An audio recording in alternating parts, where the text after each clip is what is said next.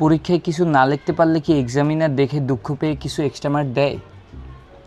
উত্তর না জানা থাকলে উত্তরের জায়গায় যদি আমি কিছু একটা লিখে দেই মার্ক দিতেই হবে, এরকম কি কোনো নিয়ম আছে? পরীক্ষার খাতা যদি ফাঁকা রাখি তাহলে পরিষ্কার পরিচ্ছন্নতার জন্য কি এক্সট্রা কোনো মার্ক পাওয়া যায়? কোনো স্টুডেন্টকেই ফেল করানো যাবে না, এরকম কি কোনো নিয়ম আছে? বেশিরভাগ স্টুডেন্ট ফেল করলে সবাইকে পাস করাতে হবে, এই নিয়মটি কি চালু হয়ে গেছে? রেজাল্ট বেরোনোর কতদিন পরে সমাজ কথা শোনানো বন্ধ করে? উত্তরপত্রে নিজের দুঃখের কাহিনী লিখলে কি সিম্প্যাথি মার্ক পাওয়া যায়? পরীক্ষা দিতে দিতে অজ্ঞান হয়ে গেলে কি দয়া করে পাস মার্ক দেওয়া হয়? ইংরেজি পরীক্ষায় কি বাংলায় লেখা যায়? এইচএসসি পরীক্ষায় কি নামতা আসে?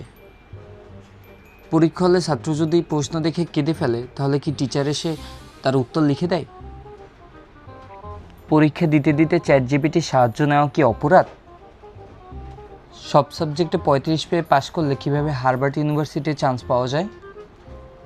সব সাবজেক্টে ফেল করলে কি বাবা মায়ের ত্যায্য পুত্র করার কোনো আইন আছে? পরীক্ষায় কঠিন প্রশ্ন এলে কি আমি এডুকেশন সিস্টেমের উপর কেস করতে পারি? একটা প্রশ্নের উত্তর জানা থাকলে ওইটাকে কতবার লেখা সম্ভব?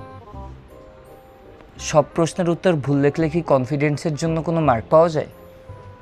প্রশ্নের উত্তরে আমি যদি লিখি আই ডোন্ট নো, তাহলে অনেস্টির জন্য কি কোনো এক্সট্রা মার্ক আছে?